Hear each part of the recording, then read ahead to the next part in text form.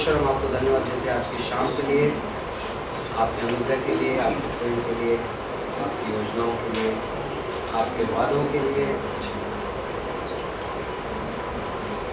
मसीह के उस धर्मों से शुद्ध करता है।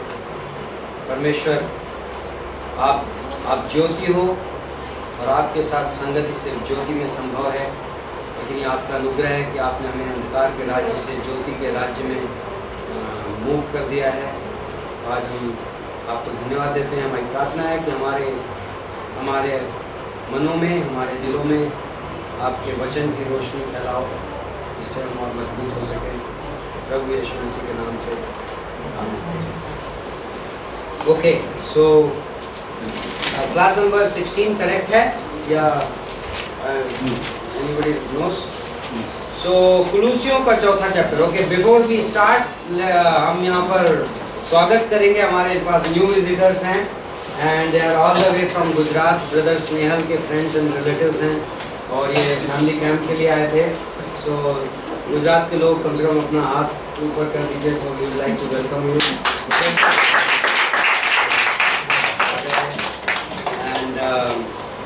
सो कुलूसियों के तीसरे चैप्टर के एंड में और चौथे चैप्टर की बिगनिंग में पिछले क्लास में हमने ये देखा कि कई रिलेशनशिप्स की बात है, राइट।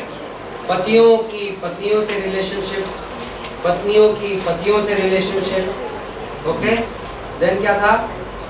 फिर माँ बाप की बच्चों से रिलेशनशिप, बच्चों की माँ बाप से रिलेशनशिप। देन चौथे अध्याय की बिगनिंग में मालिकों की सेवकों से, सेवकों की मालिकों से।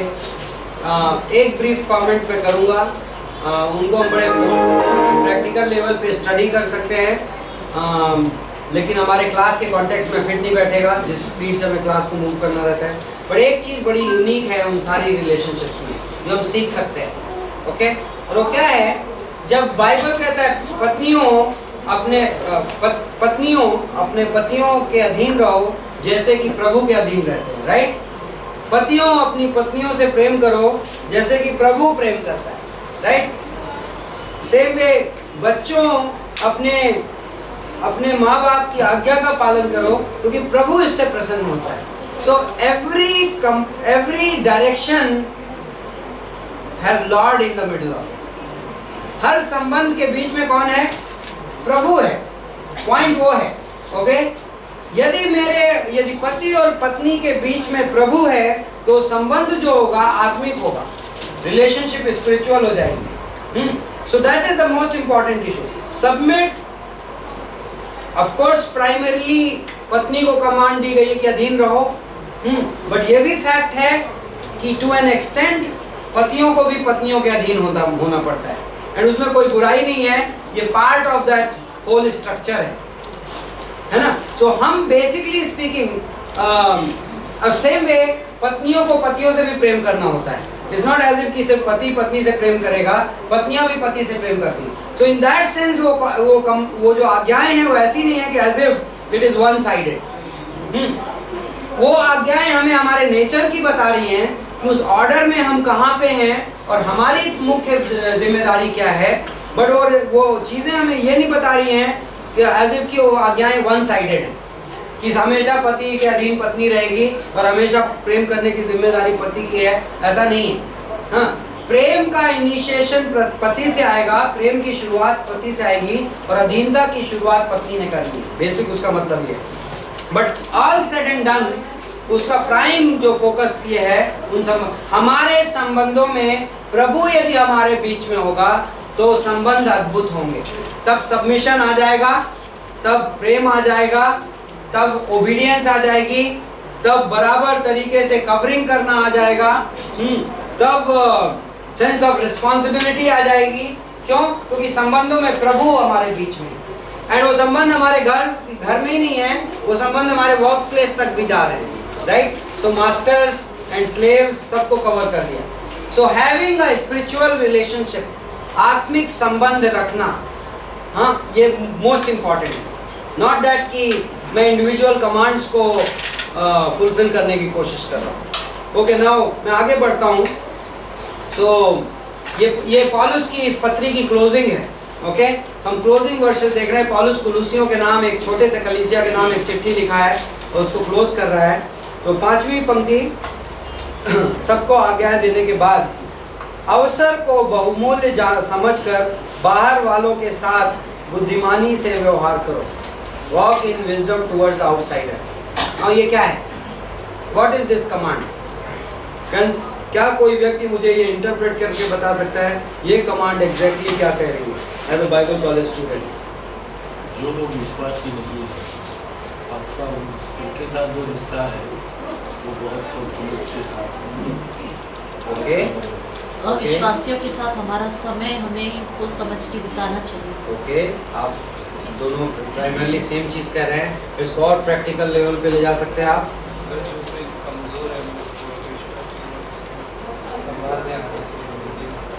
Okay, anybody else? पॉल ने एक की फ्रेज वहां पे डाली है जिससे आपको ये वर्ड्स का रियल इंटरप्रिटेशन पता चल सकता है। बुद्धिमानी से व्यवहार करो। वो क्या है? What is that wisdom? बुद्धिमत्ता क्या है? In context of unbeliever what is wisdom? बुद्धि। यदि आप अविश्वासी का विषय में बात कर रहे हो, ये gospel. Preach the gospel to unsaved. If you properly interpret this verse, तो ये वर्स ये कह रही है कि क्या बोलता है? अवसर को बहुमूल्य जानकर, opportunity, you will not always have an opportunity to present the gospel to everybody for all the life. आपके पास अपनी जिंदगी के पूरे जिंदगी एक व्यक्ति को सुसमाचार देने के लिए मौका नहीं रहेगा। मौके को बहुमूल्य जानो। मोस्ट बिलीवर्स अपनी लाइफ इस तरीके से जीते हैं एज इफ नर्क है ही नहीं और एज इफ मौत नहीं आएगी किसी को। एज इफ जिस आदमी से मैं बात कर रहा हूं मुझे उसका फ्यूचर पता है और मैं भी वो आदमी 5 साल बाद जिंदा रहेगा। मोस्ट बिलीवर्स ऐसे बिहेव करते हैं, राइट? हम हमारे बॉसेस को क्यों गॉस्पेल नहीं देते? हम क्या कहते हैं? मैं भी जब वो तैयार हो जाएगा 5 साल बाद तब मैं उसे दूंगा। क्या आपके पास इस बात का गारंटी है कि वो 5 साल जिंदा रहेगा? नहीं है।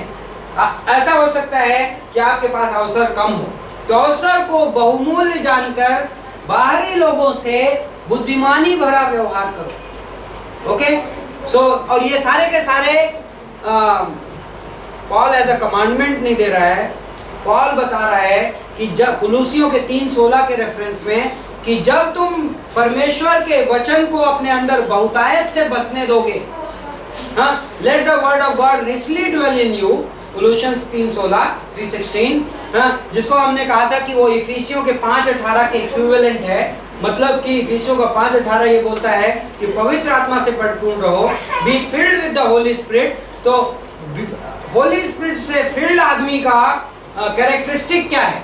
तो पॉल ये सब बता रहा है कि होली स्पिरिट से फिल्ड आदमी क्या करता है। यदि वो पत्नी है तो अपने पति को सबमिट करती है। यदि वो पति है तो अपनी पत्नी से अनकंडीशनल प्रेम करता है, उसे सुरक्षा देता है जो प्रेम देता है। यदि वो बच्चा है और सेव्ड है और पवित्र आत्मा के फुलफिलमेंट में जी रहा है तो अपने माँ बाप की आज्ञा मानता है। यदि वो माँ बाप है तो बराबर पेरेंटिंग करता है और अपने बच्चे को प्रभु के ज्ञान में बढ़ाता है, ना कि अपने एंगर में और ना कि अपनी तानाशाही में, राइट? एंड यदि वो मास्टर है, मालिक है, तो अपने सेवक को ऐसे ट्रीट करता है ये जानते हुए कि मेरा भी एक मास्टर है। और यदि वो सेवक है तो अपने मालिक के साथ की आज्ञाएं ऐसे मानता है एज इफ कि वो प्रभु के घर में काम कर रहा हो। और यदि वो अविश्वासियों से मिलता है तो अवसर को बहुमूल्य गिनता है और हर अवेलेबल अपॉर्चुनिटी में क्या करता है? उसको गॉस्पेल प्रेजेंट करता है, मौके को बहुमूल्य जानता है और बुद्धिमत्ता से। आपको कोई पास्टर आप थोड़ा सा एक्सटेंड कर रहे हो उसको। पहला कुरिन्थियों का पहला अध्याय में विजडम किसको डिफाइन किया है पॉल ने? Gospel is the wisdom of God. सुसमाचार परमेश्वर की बुद्धिमत्ता है, right? I am not ashamed, Romans 1 में, I am not ashamed to preach the gospel. मैं सुसमाचार सुनाने में शर्माता नहीं हूं क्योंकि therein lies the wisdom and the power of God, right? वहां पर परमेश्वर की बुद्धिमत्ता और शक्ति है। So what is the real wisdom? Gospel, सुसमाचार परमेश्वर। सो आई बिलीव, कोई माने चाहे नहीं माने, लेकिन यदि आप, मैं बाइबल कॉलेज टीचर हूं और मैं वो एक्सप्रेस करूंगा जो आई बिलीव कि one of the marks of a spirit filled man is that he is moved to preach the gospel. और यदि कोई व्यक्ति के अंदर से वो मूव नहीं है कि वो सुसमाचार सुनाए, तो आप चाहे कोई और एविडेंस कितना भी दे लीजिए, I am not going to believe that you are filled with the Holi spirit. Got me? यदि आप चाहे कोई और सबूत दे दीजिए पवित्र आत्मा की परिपूर्णता का, मैं सहमत नहीं हूं कि आप पवित्र आत्मा से भरे हुए हैं, क्योंकि वो पवित्र आत्मा, वो परमेश्वर जिसने अपना पुत्र भेज दिया भटके हुओं को देख के, हाँ, और जिसने सूली पर जान दे दी, और उसने क्या कहा कि यूहन्ना 16 में कि when the spirit will come, he will come, what will he do? वो क्या करेगा? He will glorify me, John 16 में। यीशु मसीह को ऊंचा उठाएगा। यीशु मसीह को कैसे ऊंचा उठाता है पवित्र आत्मा? यीशु मसीह कहां पर ऊंचा उठाया गया? क्रूस पर ऊंचा उठाया गया। तो when Holy Spirit is filling you, वो क्या करता है? वो जीसस क्राइस्ट के क्रूस को ऊपर उठाता है। He finds every opportunity to lift up the cross। तो जब आप अनबिलीवर से मिलते हो और आप होली स्पिरिट से फिल्ड हो, and I know these people, I have seen people, हम कई बार मिशन ट्रिप्स में जाते हैं, एंड आई रिमेम्बर एक बार मैं यंग क्रिश्चियन था, पास्टर मेलविन करके पास्टर है हमारे चर्च में, और हम लोग करीब 20-25 के ग्रुप में ट्रेन में यात्रा कर रहे थे और हम आपस में संगति कर रहे थे और पास्टर मेलविन ऊपर बैठे हुए थे। एंड एक्चुअली एक पैटर्न ऑफ लाइफ हमने उनको उस दिन देख के डेवलप हो गया हमारी लाइफ में, जो कि बहुत अद्भुत है।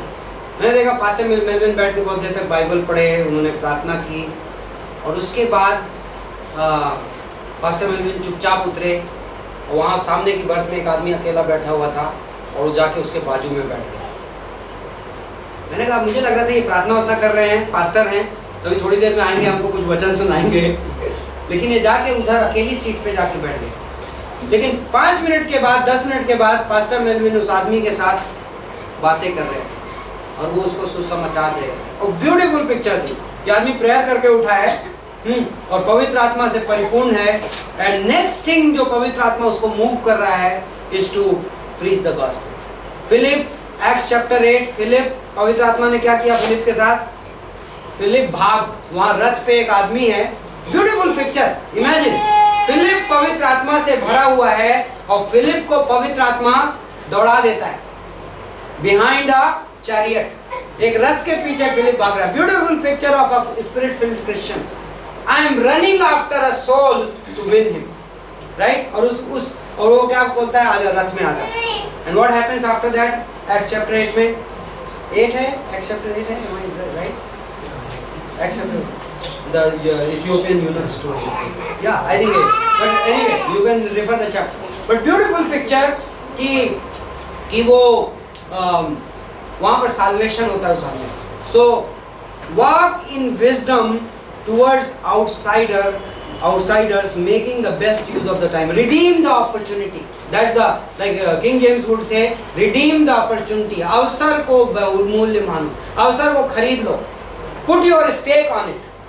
राइट? कई बार लोग शेयर्स खरीदते हैं, बोलते ये कंपनी बहुत ऊंची जाने वाली है, तो आदमी क्या करता है? उसके शेयर्स खरीद लेता है, मैं अपना पैसा उसमें डाल दूंगा, राइट?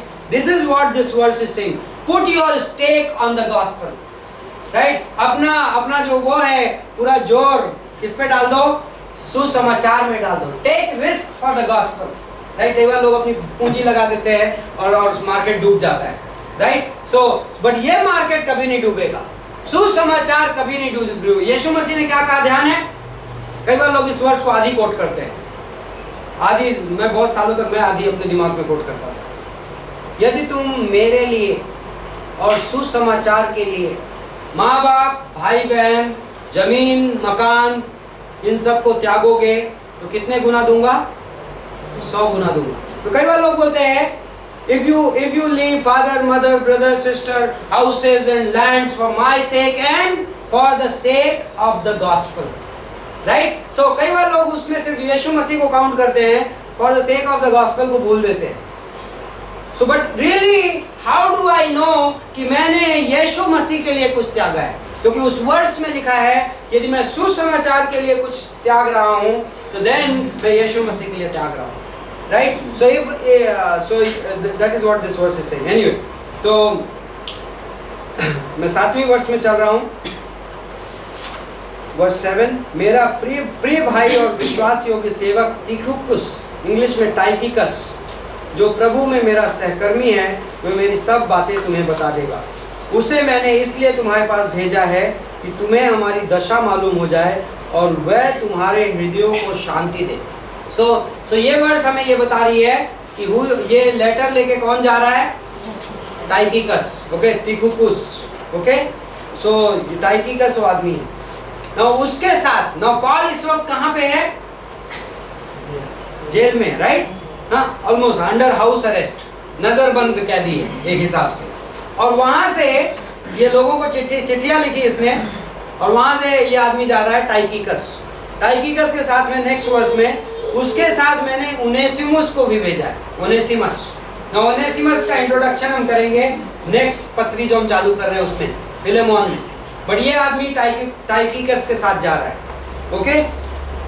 मैंने उसके साथ उनेसिमस को भी भेजा है, जो विश्वास योग्य और प्रिय भाई और तुम्ही में से है।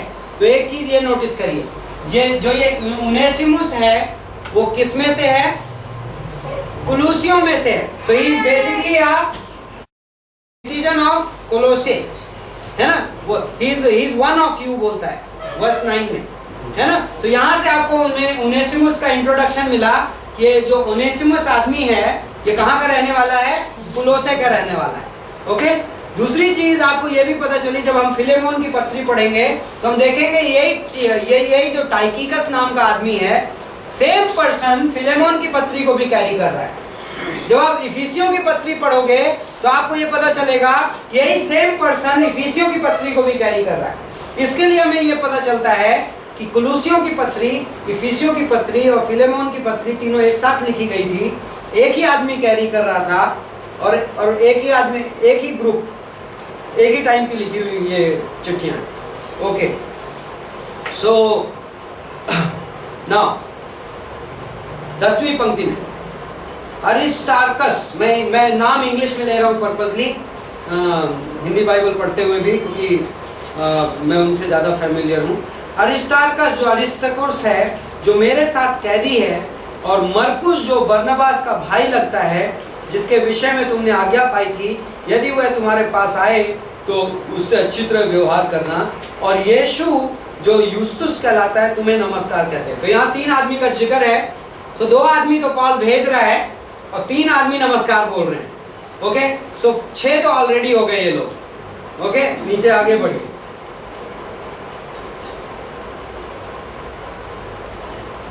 बारहवीं पंक्ति में इपफ्रास जो तुम में से है। now इपफ्रास कौन है? किसी को याद है? इपफ्रास क्या है? हाँ, कौन था? स्टार्टिंग में पहले अध्याय में था। इपफ्रास न्यूज लेके आया था कुलूसियों की कलीसिया से, और एक्चुअली कुलूसियों की पत्री, कुलूसियों की पत्री पॉल ने इपफ्रास के सवालों की वजह से कुलूसियों के चर्च को लिखी थी। और मोस्ट स्कॉलर्स ये मानते हैं कुलूसियों के 3 अध्याय की पहली पंक्ति, नॉट 3 अध्याय की,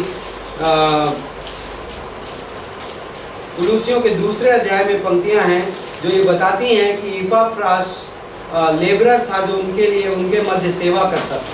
सो उसको देखकर ये पता चलता है, मैं वो वर्ष खोजने में टाइम नहीं लगाऊंगा, और उसको देख के ये पता चलता है कि इपफ्रास वो कुलूसियों के कलीसिया का पास्टर था, ओके। सो सुनिए इपफ्रास के बारे में। 7वां आदमी आपको इस लिस्ट में मिला। उस हाउस अरेस्ट के अंदर, उस नजरबंद कैद के अंदर अभी आपको 2 आदमी चिट्ठी लेके निकल रहे हैं। 3 आदमी ने नमस्कार बोला, एक खुद पौलुस, अब 6 आदमी हो गए। 7वां आदमी इपफ्रास, ओके। इपफ्रास जो तुम में से है और मसीह यीशु का दास है, तुम्हें नमस्कार कहता है और सदा तुम्हारे लिए प्रार्थनाओं में प्रयत्न करता है, ताकि तुम सिद्ध होकर पूर्ण विश्वास के साथ परमेश्वर की इच्छा पर स्थिर रहो। अब कल्पना करो इस पास्टर की प्रिविलेज, राइट? इस पास्टर के बारे में पॉल लिख रहा है, ये क्या है, ये विश्वास योग्य आदमी है। ओके, मैं उसका गवाह हूं कि वह तुम्हारे लिए और लौदीकिया और हिरिया पुलिस वालों के लिए बड़ा परिश्रम करता रहता है। ओके, सो ये इपाफ्रास का डिस्क्रिप्शन है। पौलुस ने कुलुसियों की पत्री में भी 3-4 वर्सेस इपाफ्रास को वो कर दी, क्या बोलते हैं, डेडिकेट कर दी, है ना। सो मैं ये कह रहा हूँ कि इपाफ्रास जो ये आदमी है, इसकी कुछ खासियतें लिखी हुई हैं, दे आर वर्थ स्टडिंग। यदि आप कल को आपके अंदर प्रभु ये डिजायर देता है कि मैं भी प्रभु आप मुझे अपने दास के तौर पर इस्तेमाल करोगे, तो हमारे लिए गॉडली एग्जाम्पल्स चाहिए। एक पास्टर, कहाँ पर बाइबल में एग्जाम्पल्स है कुछ गॉडली पास्टर्स के, एंड आई थिंक यहाँ पर एक एग्जाम्पल है। इपाफ्रास के बारे में जो डिस्क्रिप्शंस हैं, वो प्रेयर, तुम्हारे लिए प्रेयर में लगा रहता है, प्रेयर में बोलता है, यत्न करता है। He almost like struggles in prayer, right. What does that mean? That means कि sometimes as a pastor that may mean कि knowing the names of people, right? लोगों के नाम जानना, like how, like remembering their face. I'm not saying हम इसको legalistically नहीं लेते कि अरे आप पास्टर और आपको नाम भूल गया तो हम आपको क्वेश्चन करेंगे, बट हम ये कहते हैं कि some of these things are hard work. Like some people say, oh wow, Pastor Shala remembers names of people all across the world, but actually in reality it's not without efforts. Right, ऐसा ये नहीं है वो gift है उनको, shortcut explanation. You have to make efforts sometimes, परिश्रम करता है बोलता है यहाँ पे। Ministry is hard work, okay, पर प्रभु की सेवा करना परिश्रम लगता है। एंड हम प्रिटेंड नहीं करते, कई बार हम अनुग्रह अनुग्रह अनुग्रह प्रभु की दया, ओ कम ऑन। यदि आप प्रभु के दास हो तो there will be periods of time, जो किसान होता है उसको जब जुताई करनी पड़ती है और बीज बोना पड़ता है और सींचना पड़ता है, तो there is an amount of hard work. Okay, in the मतलब अपने बेडरूम में बैठ के और अपने फोम के गद्दे में बैठ के मिनिस्ट्री नहीं हो सकती, right. And let's define it, like sometimes ladies might want to become a pastor's wife, right. अब लाइक कई बार मैंने देखा है कि एवरीबॉडी वांट्स लाइक नाम, राइट। तो it is easy to pray, God मुझे एक प्रभु के दास की पत्नी बना दो। और डू यू नो कि what does it mean to be a wife of a man of God? जब वो रात 11 बजे लौटेगा तो you will be challenged to face this reality कि I am a wife of a man of God. You can't complain, right? He is teaching Bible college. Like tonight, I'll go back home. मैं और मेरी पत्नी discuss कर रहे थे, पिछले 2 दिन हमारे कैंप थे। मेरी पत्नी ने बोला मुझसे कैंप के अंत में कि कम से कम जब हम घर में रहते हैं तो मैं इवेंचुअली शाम में तुमसे मिल जाती हूँ, इन 2 दिनों में हमारी मुलाकात नहीं हुई। ये कैसा फैमिली कैंप था? मैंने कहा मैं पास्टर हूँ, मैं प्रभु का दास हूँ, एंड ये सब रियलिटीज हैं, ओके। एंड हम हाइपर स्पिरिचुअल बन सकते हैं और हम कहते हैं प्रभु अनुग्रह देगा। यस, ऑफ कोर्स प्रभु अनुग्रह देगा, लेकिन प्रभु कहता है क्या तुम किसान बनोगे? क्या तुम हल जोतोगे? क्या तुम परिश्रम करोगे? एंड एज अ प्रभु का दास I can not be lazy, I can not spiritualise my ministry, कि सिर्फ मैं शब्दों के बीच में अपनी मिनिस्ट्री को गोल गोल घुमा दूं। इफ यू फील कि परमेश्वर तुम्हें अगुवाई कर रहा है कि मैं भी कहीं पर मैं छोटी कलीसिया शुरू करूंगा या बाइबल स्टडी शुरू करूंगा, consider the price and don't be, मैं ये नहीं कह रहा हूं, मैं डरा नहीं रहा हूं कि जैसे आप बनो मत, बट कंसीडर द प्राइस। मे भी आपको उस समय हिम्मत नहीं होगी और आप 2 साल बाद करोगे, नो प्रॉब्लम, बट जब करोगे तो आपको ये आपका हार्ट प्रिपेयर रहेगा कि मैं किस में घुस रहा हूं, right.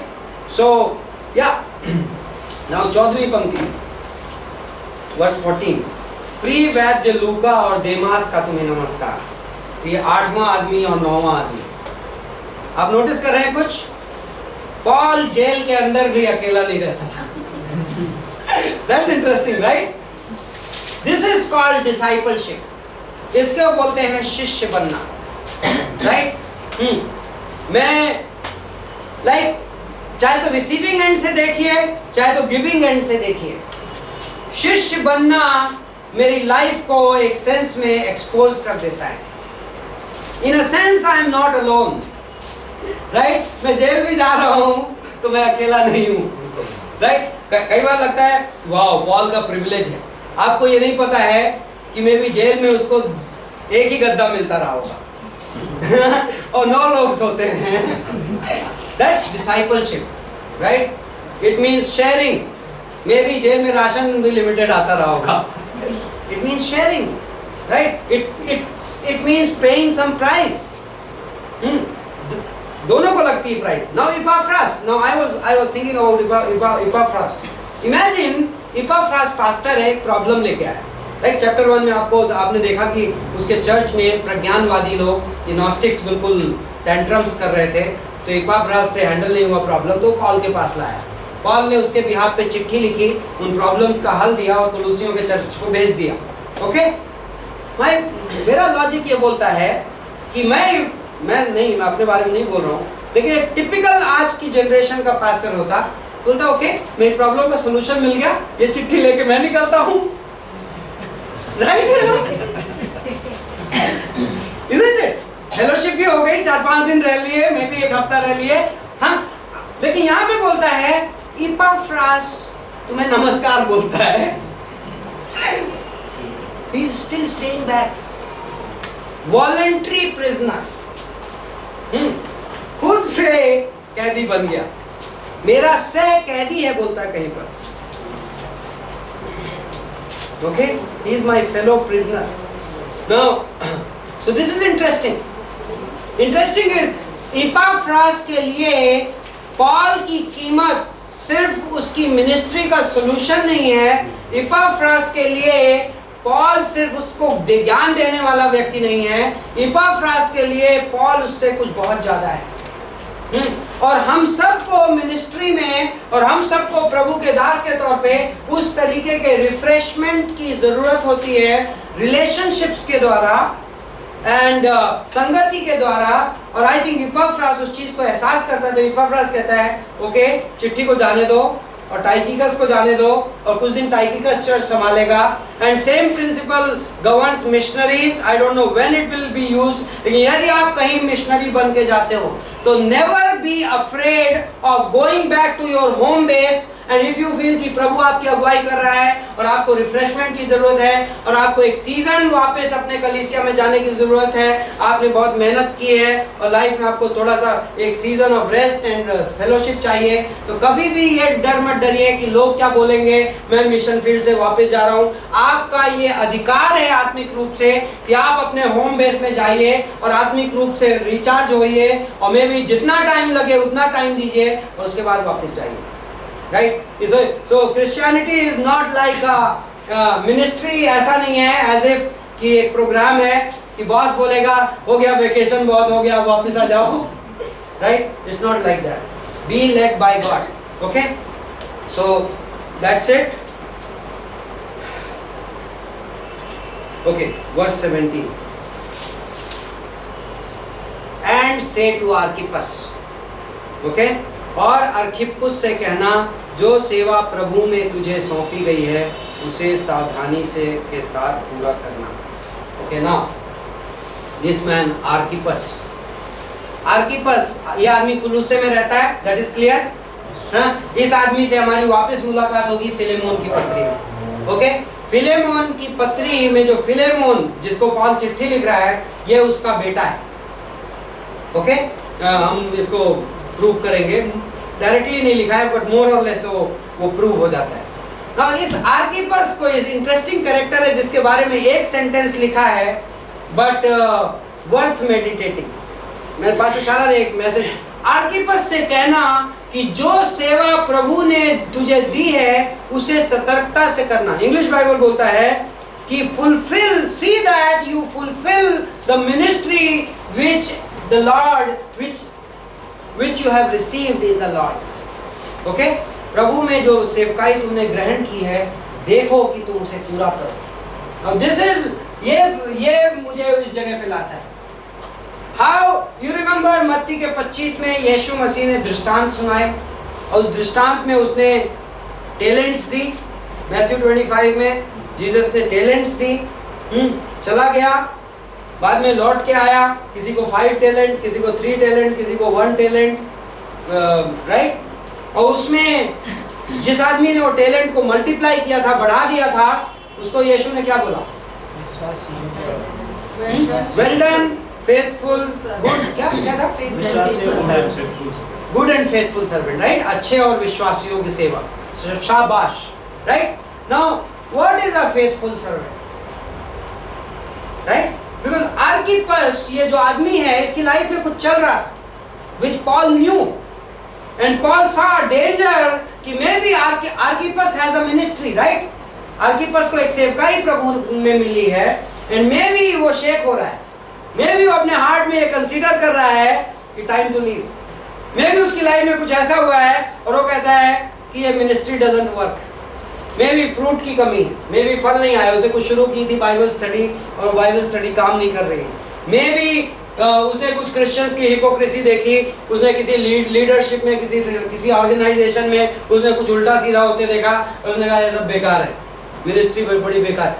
Something must be happening in Archippus life which force Paul to write कि से टू हिम, वो स्पेसिफिक है, राइट। उससे कहो कि जो सेवकाई प्रभु में तुम्हें मिली है उसको सतर्कता से पूरी करो। It was too. I have a personal testimony regarding this verse, and that's mind blowing. I have like my heart moves when I remember this verse. 2007, yeah, 2007 January, मेरा बेटा I think 9 months का था, okay, and उस समय मेरी सेवकाई के course of उसमें कई चैलेंजेस चल रहे थे, मेरे हार्ट में बहुत सारी चुनौतियां चल रही थी और मैंने बहुत कुछ देखा था, बहुत चीज़ें चल रही थी और इन दैट प्रोसेस मैं अपने हार्ट में डिस्करेज हो रहा था। नोबडी न्यू इट, बट मैं मेरे हार्ट में, मैं एक चर्च पास्टर कर रहा था उस समय, हिंदी चर्च, और मेरे हार्ट में मैं ये डिसीजन ले रहा था, प्रभु मुझे लीड करो, मुझे ऐसा लग रहा है कि मैं ये कंटिन्यू नहीं कर सकता, एंड बहुत चैलेंजिंग था। सो एनीवे, बट मैं कंटिन्यू कर रहा था। मैं हार्ट में मुझे प्रॉब्लम थी, मुझे इशू थे कि मैं असहमत था कई चीज़ों में और मुझे ये था कि मैं शायद ये बंद कर दूंगा। मेरा बेटा सीरियसली बीमार पड़ा, हॉस्पिटल में एडमिट हुआ, okay, and that's just a small part of the day. I don't even remember the date now. One morning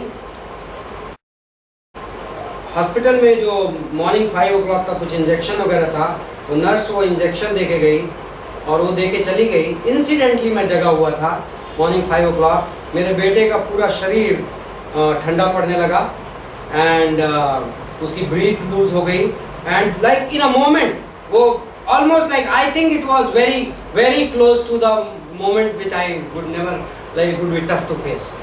मैं उसको उठा के I shouted in the hospital, चिल्लाया मैंने, डॉक्टर, ड्यूटी डॉक्टर वगैरह आए, डॉक्टर ने ऑक्सीजन लगाई, like half an hour of uncertainty. उसके बाद Abhishek was brought back to normalcy. I was on my I had the test of my faith that morning. तो मैं प्रभु से कह रहा, प्रभु okay, whatever is happening, मुझे पता है आप यहाँ पर हो और मेरा बेटा आपने मुझे दिया है तो आप ही, वो आपका है। सो बट मुझे आप ये बताओ कि आप कह क्या रहे हैं, बिकॉज आई नो कि in the middle of all this you have something to say to मी।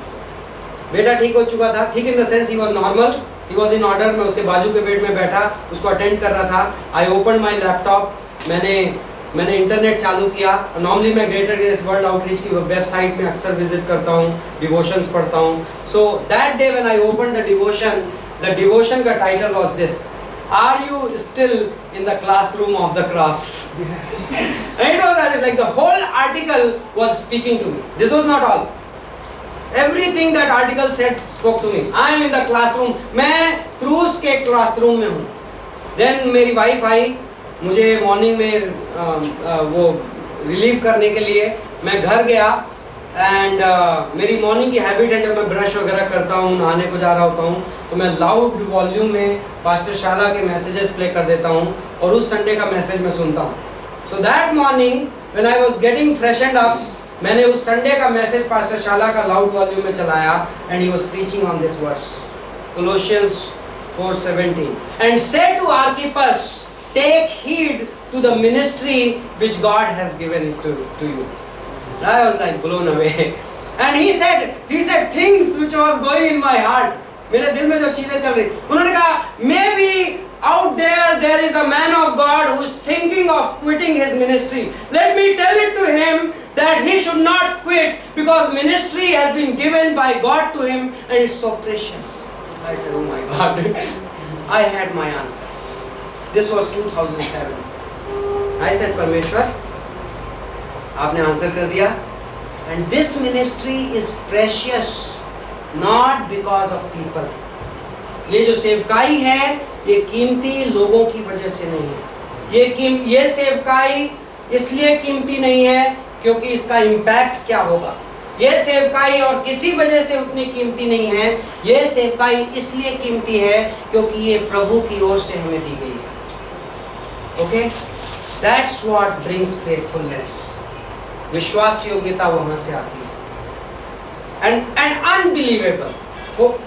5 साल गुजर गए हैं and all I see is thank you Lord. परमेश्वर हमें एक जगह से दूसरी जगह से अगली जगह अद्भुत फल, अद्भुत नए दोस्त, अद्भुत सेवकाई.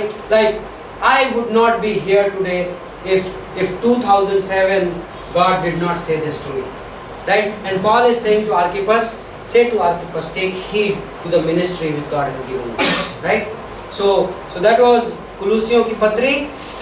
एंड फिलेमोन की पत्री काफ़ी कनेक्टेड है, तो आप अपनी बाइबल में कुछ पन्ने मूव कर सकते हैं. इस वक्त हम फिलेमोन की किताब शुरू कर रहे हैं. एक अध्याय है इस चैप्टर में.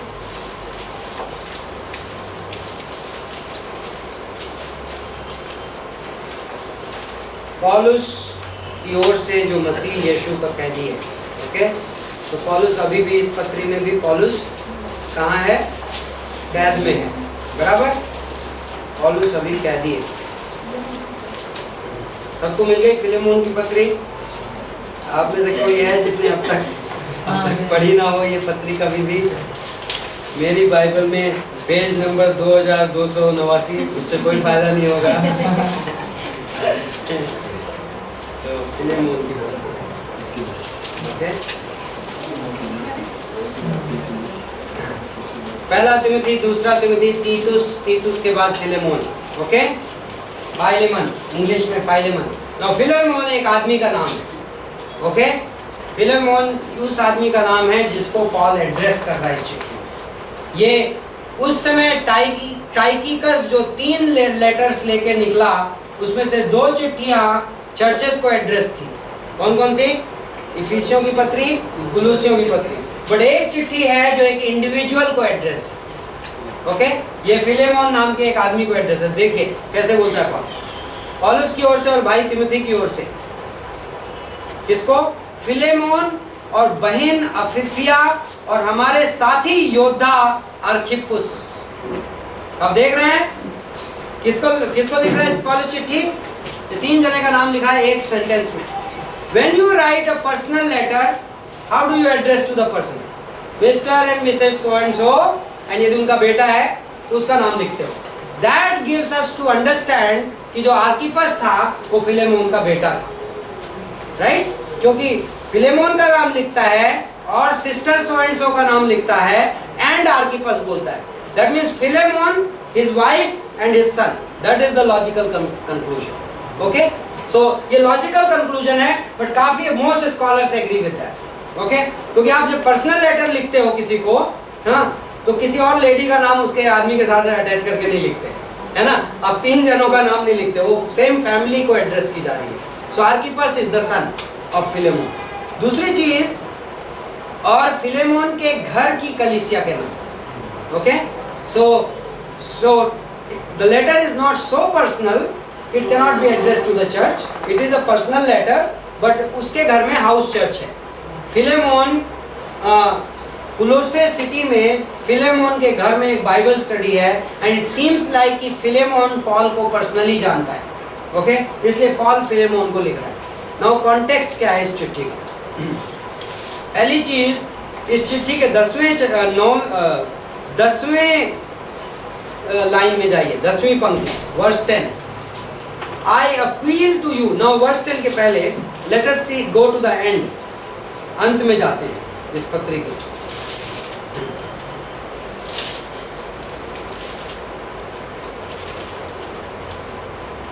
तेईसवीं पंक्ति 23। इपफ्रास जो मसीह यीशु में मेरे साथ कैदी है, प्रिजनर, वॉलंटरी प्रिजनर, रोम ने उसे कैदी नहीं बनाया। इपफ्रास को किसने कैदी बनाया? Who made him a prisoner? Self-made prisoner, right? Voluntary prisoner for the sake of the fellowship, for the sake of discipleship. Okay? It's radical.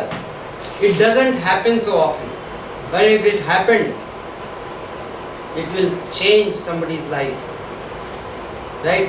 And people who understand that, for them, like self-made prisoner. Paul, I don't care. Paul, तुम कहाँ हो? I am a disciple. I am ready to be a prisoner. Okay? मेरे साथ कैदी। और मरकुस और अरिस्तकुस और देमास और लूका जो मेरे सहकर्मी हैं, इनका तुझे नमस्कार। तो कौन कौन है? आपने अभी कुलुस्सियों के 4 में पढ़ा, आप कंपेयर करिए। Are they the same people? Exactly same group. जो यहाँ नमस्कार बोल रहा है वो वहाँ नमस्कार बोल रहा है। दैट इज द एविडेंस, ये साथ में है। ओके, नाउ सेम पत्रियाँ सेम टाइम पे लिखी गई हैं। ओनेसिमस उसमें भी टाइकिकस के साथ निकला, ओनेसिमस यहाँ भी जा रहा है। Now verse 9, verse 10। मैं अपने बच्चे ओनेसिमस के लिए जो मुझसे मेरी कैद में जन्मा है तुझसे विनती करता हूँ। ओके, सो किसके लिए विनती कर रहा है? ओनेसिमस। ये ओनेसिमस जो है उसके लिए फाइलिमन से पॉल विनती कर रहे हैं। ओके, ये लेटर का कॉन्टेक्स्ट, ये विषय है, ये हम स्टोरी को कैप्चर कर रहे हैं। ये कहानी क्या है फिलेमोन की पत्री में। सो यहाँ पर ये ओनेसिमस नाम का आदमी है जिसको पॉल भेज रहा है, और जिसका इंट्रोडक्शन ये दे रहा है कि मैंने अपनी कैद में इसको जन्मा है। I have begotten him in this prison.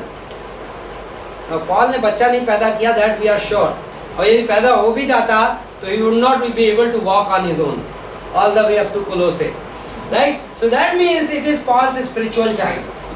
Okay, how do you आत्मिक रूप से कैसे बच्चा पैदा होता है बाइबल में?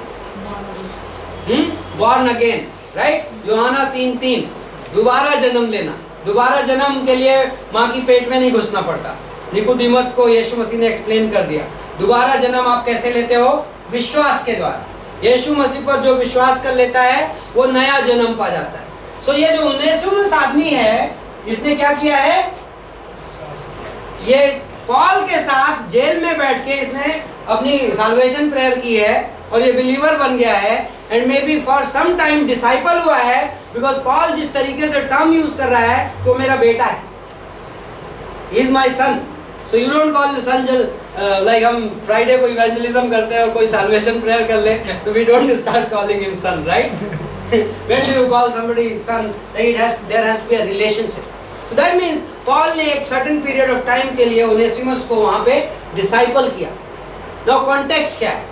स्टोरी का कॉन्टेक्स्ट ये है, फिलेमोन, ओनेसिमस फिलेमोन का दास है। Okay, slave. उस जमाने में स्लेव की प्रथा थी। Okay, slave.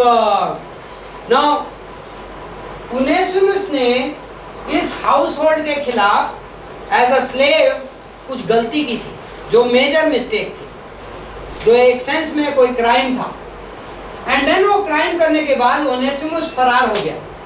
Okay, vanished, run away, and then it is assumed कि वो रोम पहुंचा।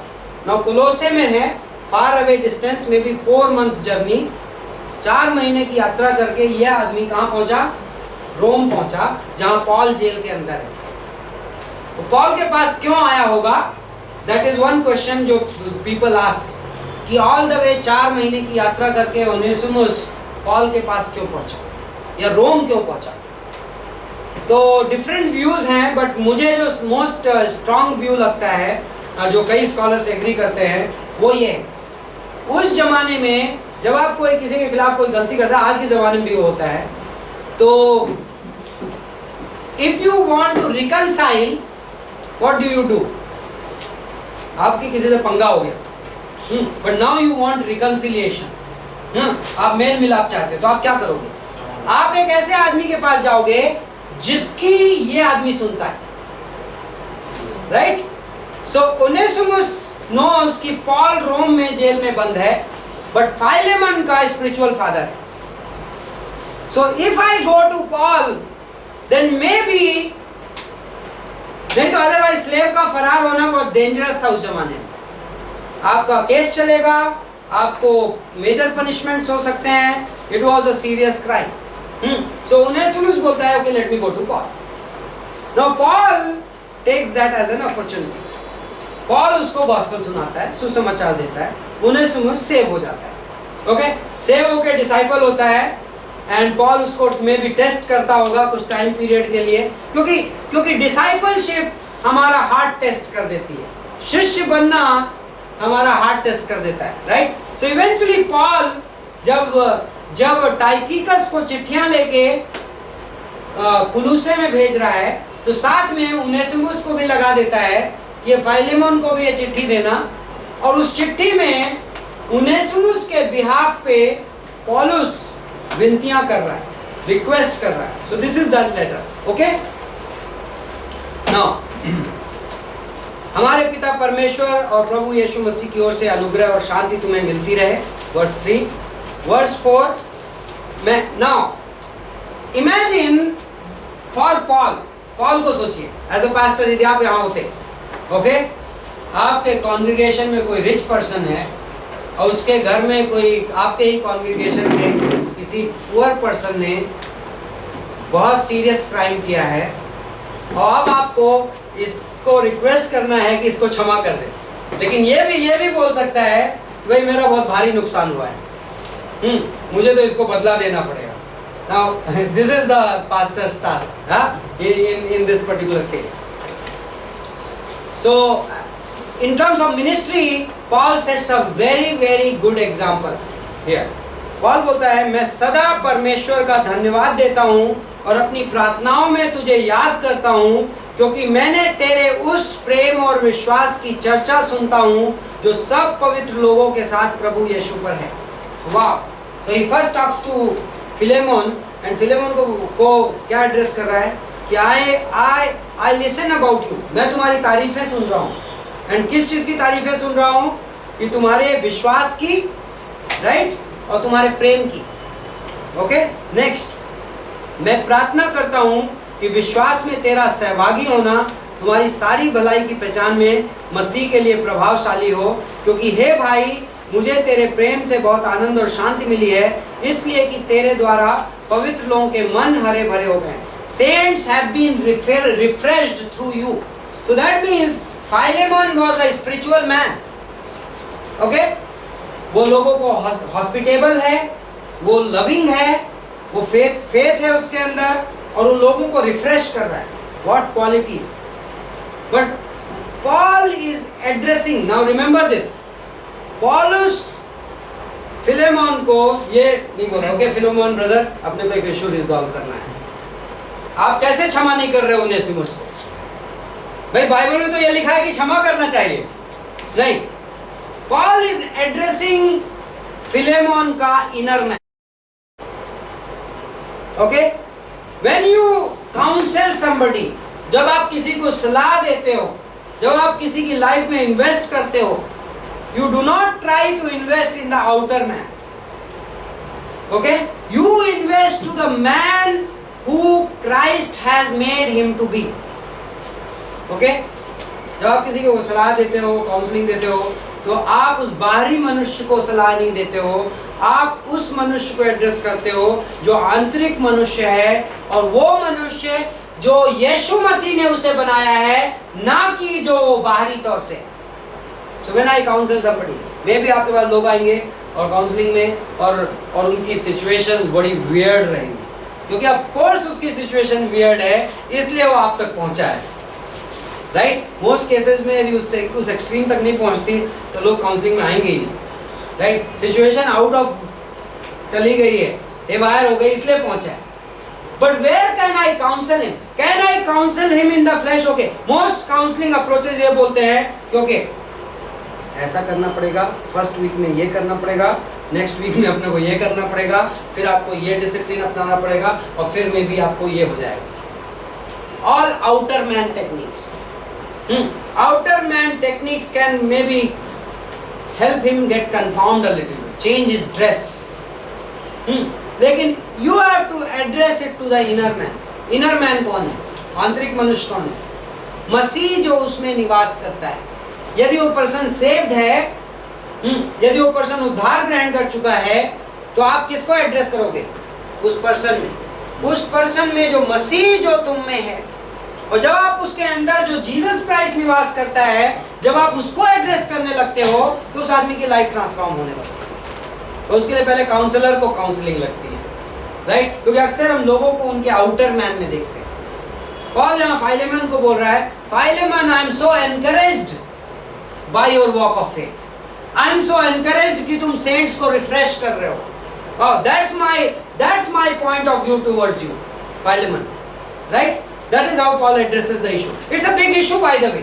ये controversy जो है इस लेटर में, it's not a small controversy. Crime must have been too big. बहुत बड़ा क्राइम रहा होगा, तब उनेसिमुस 4 महीने की यात्रा करके रोम पहुंचा है। So it must be big thing for Philemon to forgive him. Okay? Now आगे बढ़ते हैं। इसलिए यद्यपि मुझे मसीह में वर्ष 8, इसलिए यद्यपि मुझे मसीह में बड़ा साहस है कि जो बात ठीक है उसकी आज्ञा तुझे दूं। और बोल रहा है, मैं चाहता तो तेरे को कमांड कर सकता हूँ कि तुझे क्या करना है, forgive him, right.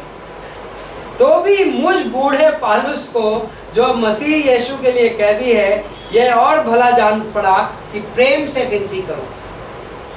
Paul is almost like apologetic, उसको पूछा नहीं जा रहा है, राइट।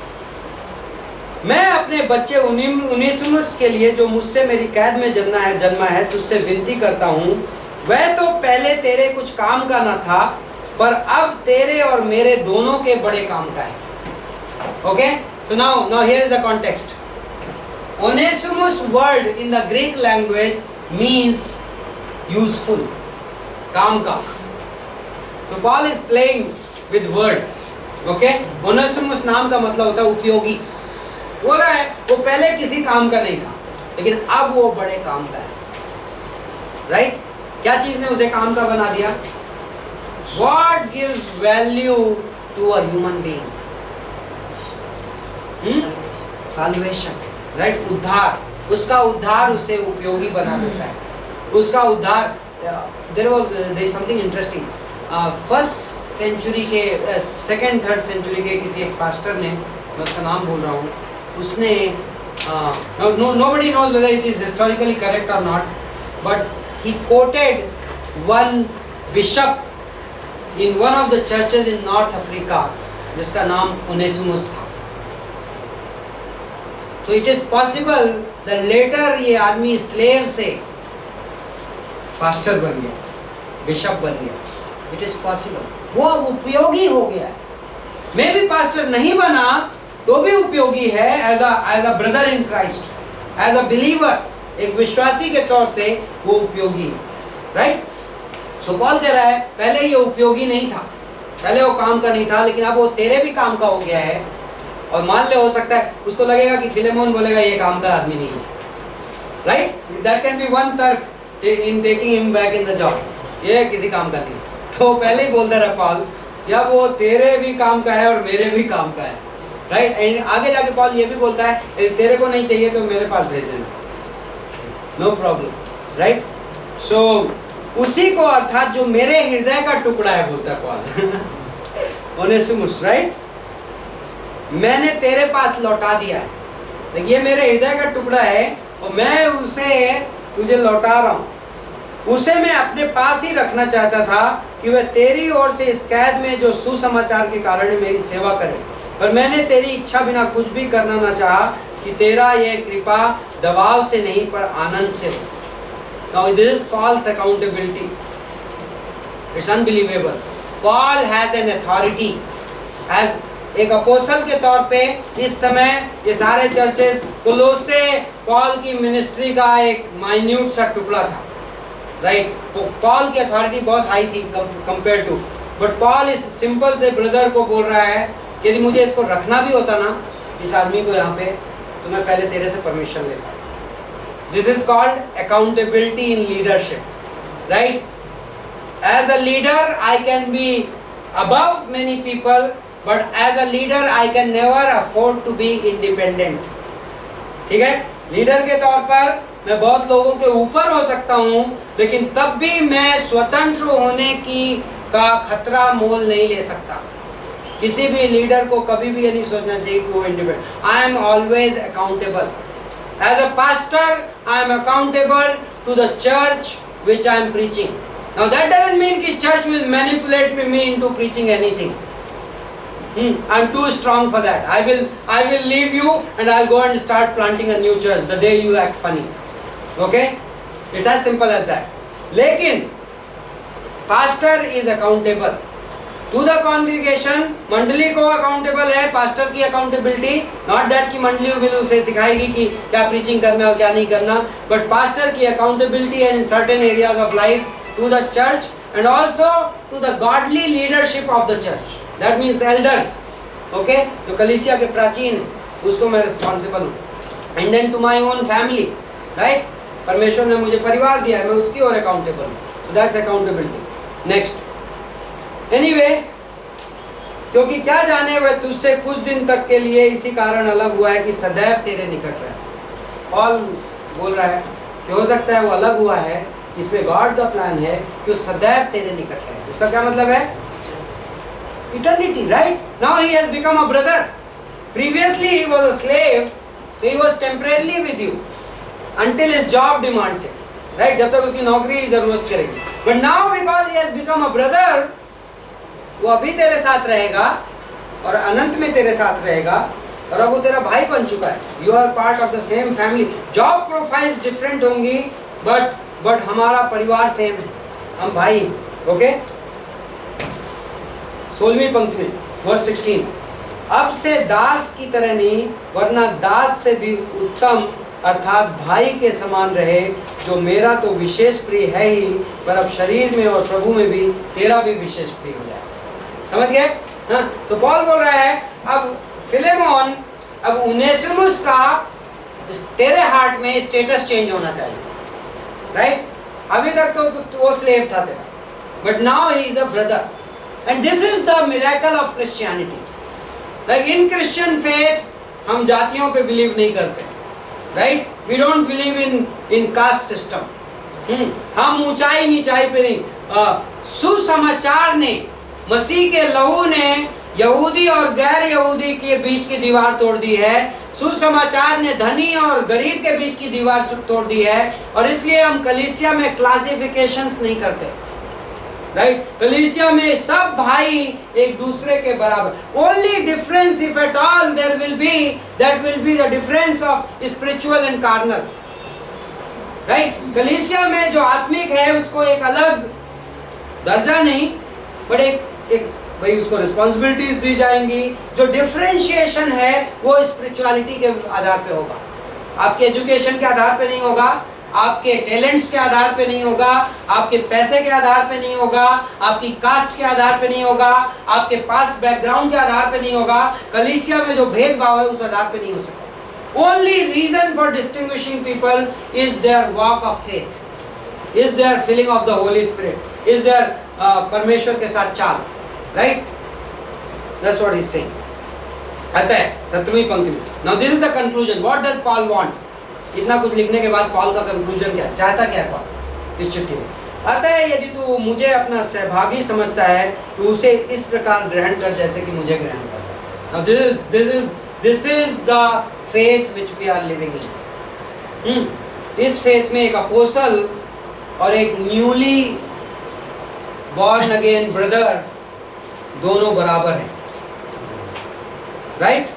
तू उसको वैसे ग्रहण कर जैसे मुझे ग्रहण करता है। तो मैं अपोस्टल हूं, मैं 20 साल से सेव्ड हूं, मैंने जीसस क्राइस्ट को फेस टू फेस देखा है, मेरे पास इतनी बड़ी मिनिस्ट्री है, और यहाँ पे एक ब्रदर है जो भगोड़ा स्लेव है, और वो जो अभी अभी सेव हुआ है, इसको कुछ थियोलॉजी नहीं पता है, लेकिन ये और मैं एक पॉइंट पे जाके हम दोनों इक्वल्स हैं।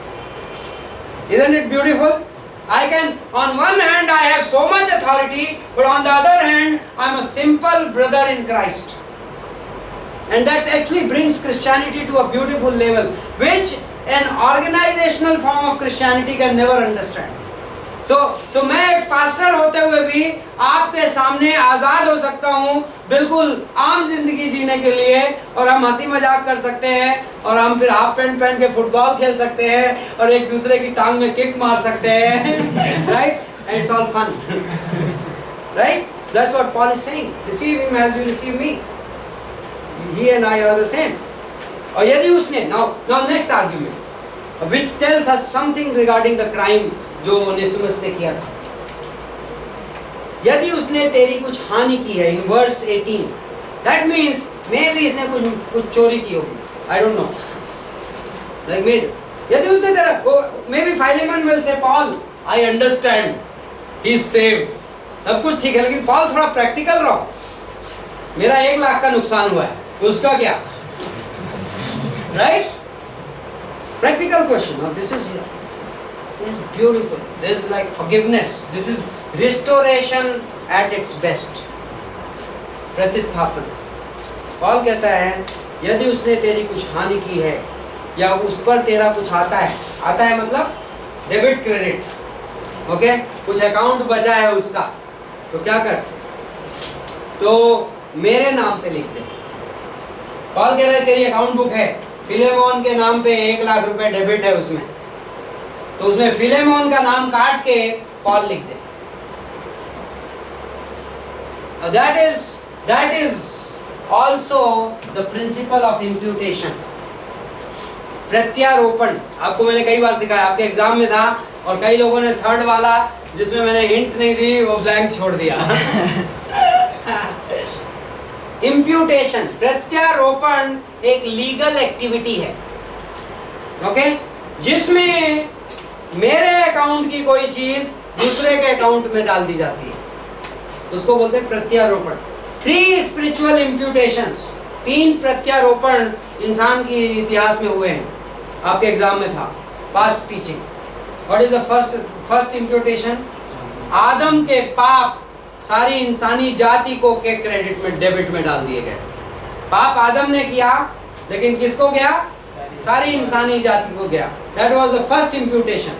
Second imputation, जीसस क्राइस्ट जब क्रूस पे मर रहा था, तो सारी इंसानी जाति के पाप जीसस क्राइस्ट पे इम्प्यूट कर दिए, right? And third imputation, yes, Jesus Christ की धार्मिकता, राइचियसनेस, होलीनेस, वो हर बिलीवर पे इम्प्यूट कर दी गई। Most people, lot of people don't understand this. They don't understand the principle of imputation. वो बोलते हैं कैसे?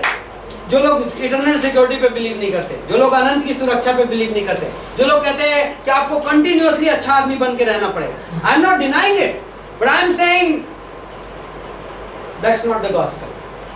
सुसमाचार ये बोलता है जिस वक्त कोई यीशु मसीह पर विश्वास करता है, यीशु मसीह की धार्मिकता उसको दे दी जाती है। तो लोग बोलते हैं हमको नहीं समझ में आ रहा, मैं उतना होली हूँ, मतलब स्वर्ग से, इमेजिन स्वर्ग से एंजल्स देखते हैं, स्वर्ग से परमेश्वर देखता है, तो आपके बारे में क्या बोलता है पता है? आप इतने प्योर हो जितना प्योर जीसस क्राइस्ट है। That is imputation. कोई बोलेगा अरे मुझे नहीं समझ में आया, मैं कैसे इतना प्योर हो सकता हूँ? प्रिंसिपल ऑफ इम्प्यूटेशन, प्रत्यारोपण का सिद्धांत। पॉल कह रहा है यदि फिलेमोन के नाम पे कुछ डेबिट है तो मेरे नाम पे कर दो, मैं इम्प्यूट करने को तैयार हूँ, राइट? इम्प्यूटेशन, प्रत्यारोपण, ये लीगल एक्टिविटी है। Once done, final. There is no saying कि अरे I am going back on it. Legally transferred, loan transfer होते हैं, राइट? एक आदमी लेता है और फिर उससे वो दूसरा आदमी खरीदता है, बैंक को कहता है ओके बैंक इसके नाम का जितना है वो मेरे नाम पे ट्रांसफर करो। बैंक वापस उस आदमी पे जा सकता है क्या लोन पटाओ पहले वाले के पास? नहीं, इम्प्यूट हो गया इस पे। It is a legal activity, you can not go back and से नो नो नो एक मिनट गलती हो गई थी। नो, सो गॉड भी नहीं कहता।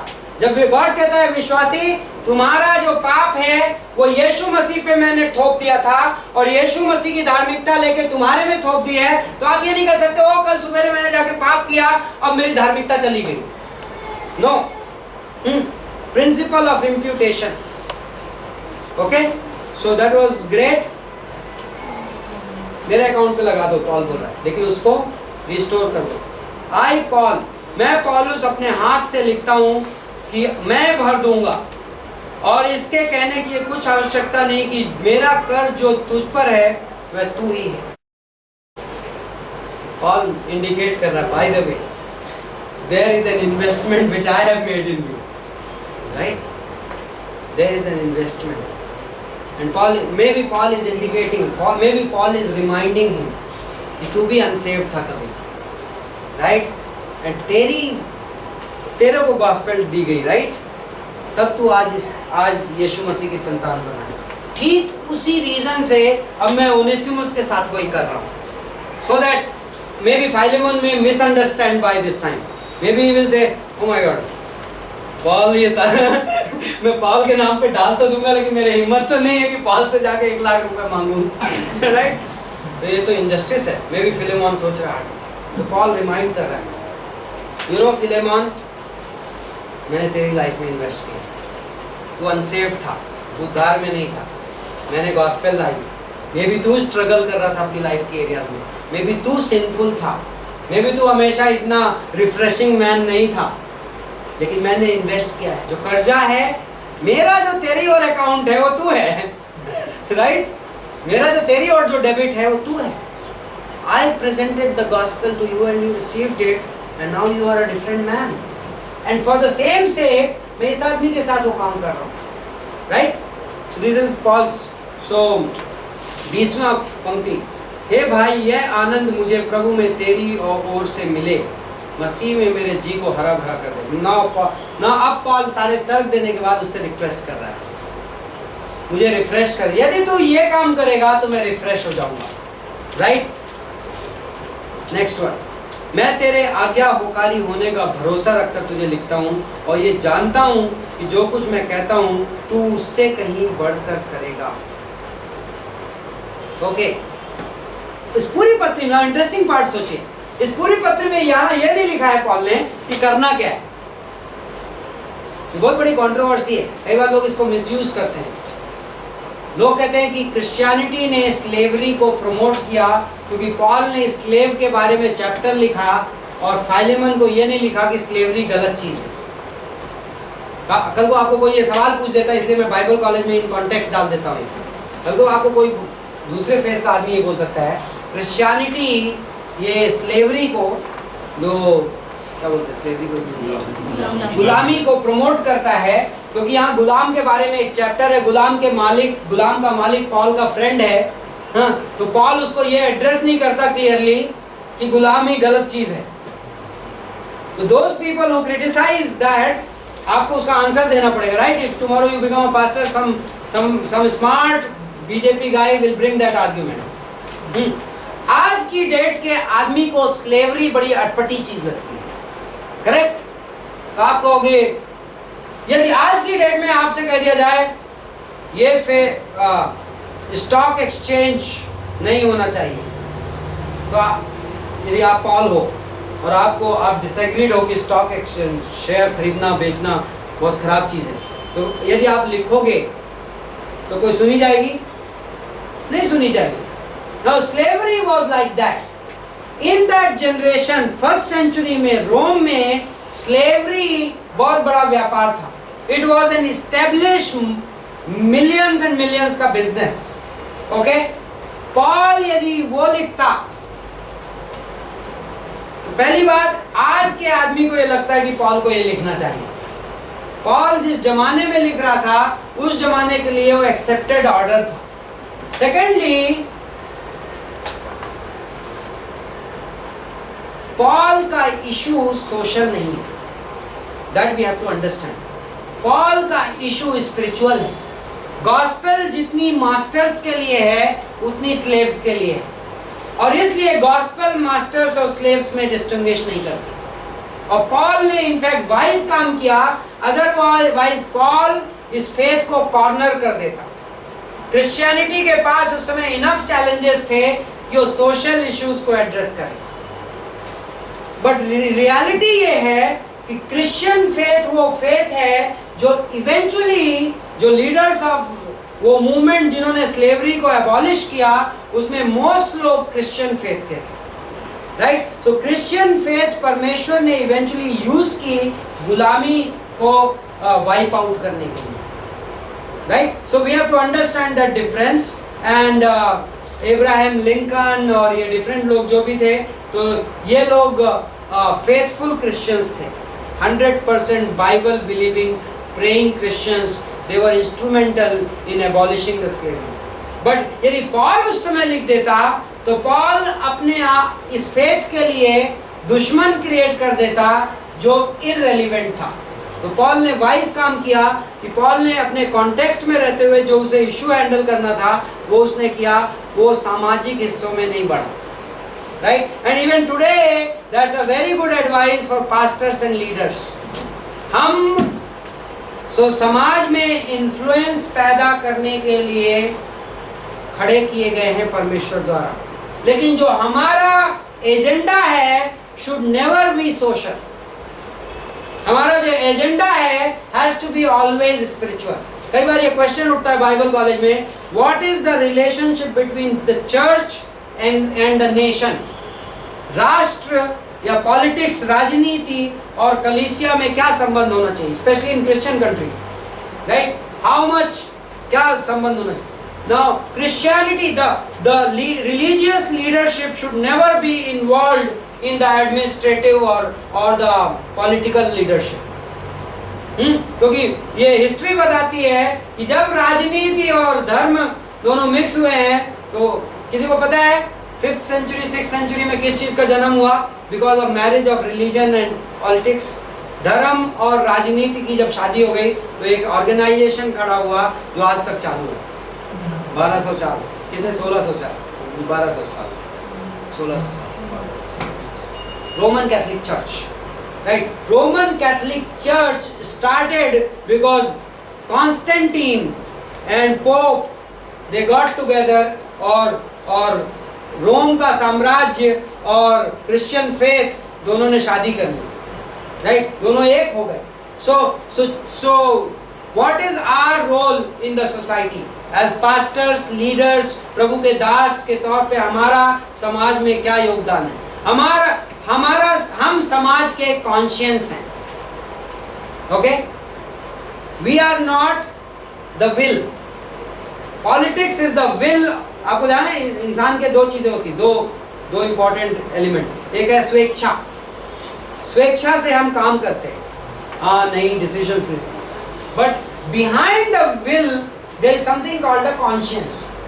कॉन्शियंस मेरी विल को लीड करता है, विवेक मेरी स्वेच्छा को लीड करता है डिसीजन लेने में। सो जो चर्च है, जो रिलीजियस लीडरशिप है, वो क्या है? वो समाज का कॉन्शियंस है।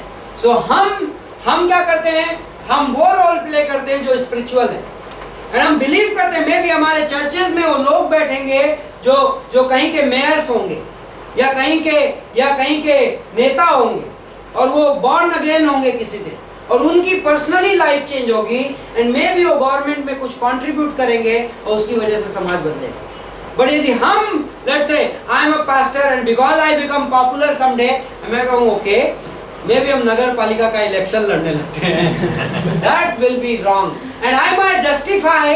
ओ सी, मैं नगर पालिका में चला जाऊंगा तो मैं नगर पालिका में प्रीचिंग करूंगा एंड नगर पालिका में लोग बदलेंगे, and all those sorts of dreams those are like you are mixing it up. Paul did not mix it up. Paul did not address a like really social issue, because Paul said, let God do it in His time. परमेश्वर को उसके समय में करने दो, right? Amen. Let's pray. हे स्वर्गीय पिता परमेश्वर, हम आपको धन्यवाद देते हैं इस क्लास के लिए, आपके अनुग्रह के लिए, आपके वचन के लिए। इन बातों को जो हमने सुनी है हमारी ज़िंदगी में आप इस्तेमाल करना, हमारी मदद करना कि हम इपाफ्रास जैसे विश्वास योग्य सेवक बन सकें। वो सेवकाई जो परमेश्वर ने हमें दी है, हम उसे सतर्कता से पूरा कर सकें। हमारे अंदर हमें वो संगतियां देना जो संगति इपाफ्रास ने पाई, जो संगति आर्किपस ने पाई, जो संगति फिलेमोन ने पाई, जिसके द्वारा वो विश्वास योग्यता में बढ़ते रहे। प्रभु, हम सबको वैसी संगति की ज़रूरत है जिसके द्वारा हम मजबूत बन सकें, विश्वास योग्य बन सकें, उस सेवकाई को पूरा कर सकें जो आपने हमें दी है। आज की शाम हम आपको धन्यवाद देते हैं इन चीज़ों के लिए, हम जेनिफर की ज़िंदगी के लिए जिनका जन्मदिन हम अभी मनाने वाले हैं। और प्रभु, इस क्लास के प्रत्येक छात्र, खास तौर से गुजरात से आई हुई टीम, इन सबको आपके सामने समर्पित करते हैं। हमारी ज़रूरतें, हमारी स्पिरिचुअल ज़रूरतें, हमारी आत्मिक अगुवाई की ज़रूरतें, यदि हम में से कोई व्यक्ति है जो कोई खास निर्णय ले रहा है, प्रभु हमारी प्रार्थना है कि पवित्र आत्मा की परिपूर्णता में उस व्यक्ति को आपके वचन के द्वारा वो चीज़ें साफ साफ दिखाना जो आपको दिखाना है। प्रभु यीशु मसीह के नाम से मांगते हैं, आमीन।